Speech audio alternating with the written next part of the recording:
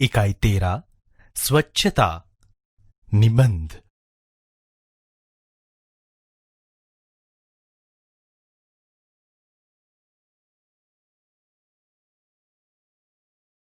इकाई को सुनिए।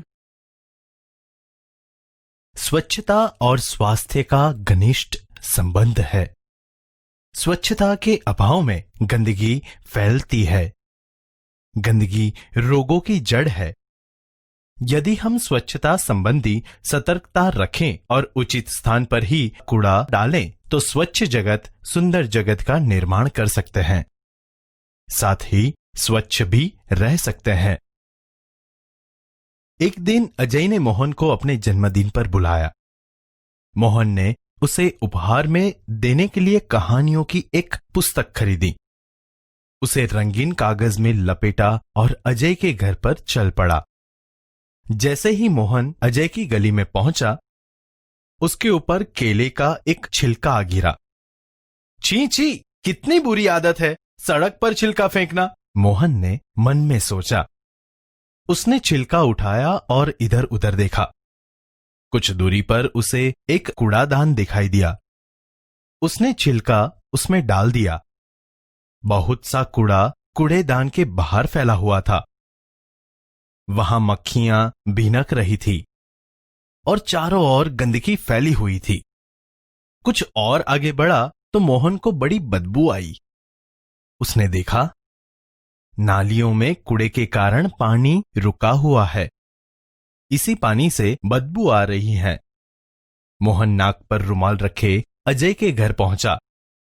वहां अजय के और भी कई मित्र आए थे। अजय ने मोहन को अपनी मां और पिताजी से मिलाया। अजय की दादी जो बीमार थीं, मोहन उनसे भी मिला। मेज पर खाने की चीजें रखी थी, जिन पर बार बार मक्खियां आ जाती थी। मोहन ने अजय से कहा, अजय, तुम्हारे मोहल्ले में इतनी गंदगी क्यों है? क्या नगर पालिका इसे साफ नहीं कराती? अजय की माताजी ने कहा, बेटा, नगर पालिका की गाड़ी आया करती है। जगह जगह कूड़ेदान भी है, पर कुछ लोग उनमें कूड़ा नहीं डालते। वे कूड़ा सड़क पर ही फेंक देते हैं, इसीलिए सफाई नहीं रहती। दूसरे दिन पाठशाला में मोहन ने अपने अध्यापक को यह बात बताई। अध्यापक ने कहा, तुम ठीक कहते हो मोहन, गंदगी बहुत से रोगों की जड़ है। नगर पालिका का काम नगर को स्वच्छ रखना तो है, पर हमें भी नगर पालिका की सहायता करनी चाहिए। चलो एक दिन हम सब अजय के मोहल्ले में चलें और स्वयं सफाई का काम प्रारंभ करें। रविवार के दिन सभी अजय के मोहल्ले में गए।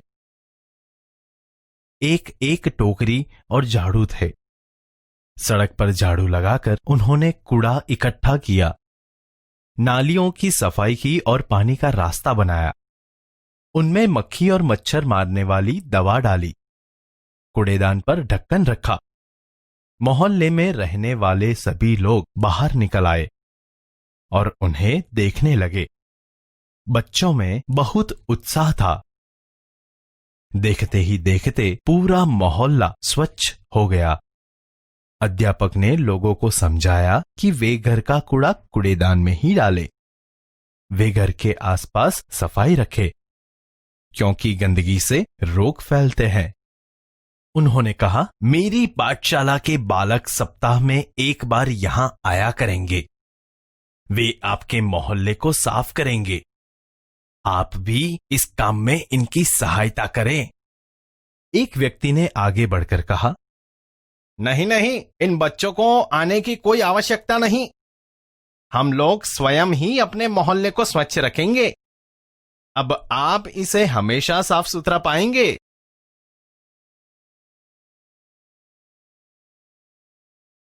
एक दिन अजय ने मोहन को अपने जन्मदिन पर बुलाया। मोहन ने उसे उपहार में देने के लिए कहानियों की एक पुस्तक खरीदी। उसे रंगीन कागज में लपेटा और अजय के घर चल पड़ा। जैसे ही मोहन अजय की गली में पहुंचा, उसके ऊपर केले का एक छिलका आ गिरा। छी छी, कितनी बुरी आदत है सड़क पर छिलका फेंकना। उसने छिलका उठाया और इधर उधर देखा। कुछ दूरी पर उसे एक कूड़ादान दिखाई दिया। उसने छिलका उसमें डाल दिया। बहुत सा कूड़ा कूड़ेदान के बाहर फैला हुआ था।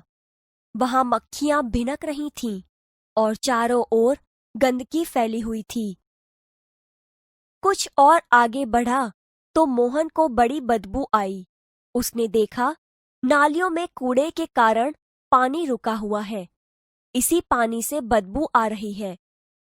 मोहन नाक पर रुमाल रखे अजय के घर पहुंचा। वहां अजय के और भी कई मित्र आए थे। अजय ने मोहन को अपनी माँ और पिताजी से मिलाया। अजय की दादी जो बीमार थीं, मोहन उनसे भी मिला। मेज पर खाने की चीजें रखी थीं, जिन पर बार बार मक्खियां आ जाती थीं। अजय, तुम्हारे मोहल्ले में इतनी गंदगी क्यों है? क्या नगरपालिका इसे साफ नहीं कराती? बेटा, नगर पालिका की गाड़ी आया करती है। जगह जगह कूड़ेदान भी हैं, पर कुछ लोग उनमें कूड़ा नहीं डालते। वे कूड़ा सड़क पर ही फेंक देते हैं, इसलिए सफाई नहीं रहती। दूसरे दिन पाठशाला में मोहन ने अपने अध्यापक को यह बात बताई। तुम ठीक कहते हो मोहन, गंदगी बहुत से रोगों की जड़ है। नगर पालिका का काम नगर को स्वच्छ रखना तो है, पर हमें भी नगर पालिका की सहायता करनी चाहिए। चलो एक दिन हम सब अजय के मोहल्ले में चले और स्वयं सफाई का काम प्रारंभ करें। रविवार के दिन सभी अजय के मोहल्ले में गए। सबके हाथ में एक एक टोकरी और झाड़ू थे। सड़क पर झाड़ू लगाकर उन्होंने कूड़ा इकट्ठा किया, नालियों की सफाई की और पानी का रास्ता बनाया। उनमें मक्खी मच्छर मारने वाली दवा डाली, कूड़ेदान पर ढक्कन रखा। मोहल्ले में रहने वाले सभी लोग बाहर निकल आए और उन्हें देखने लगे। बच्चों में बहुत उत्साह था।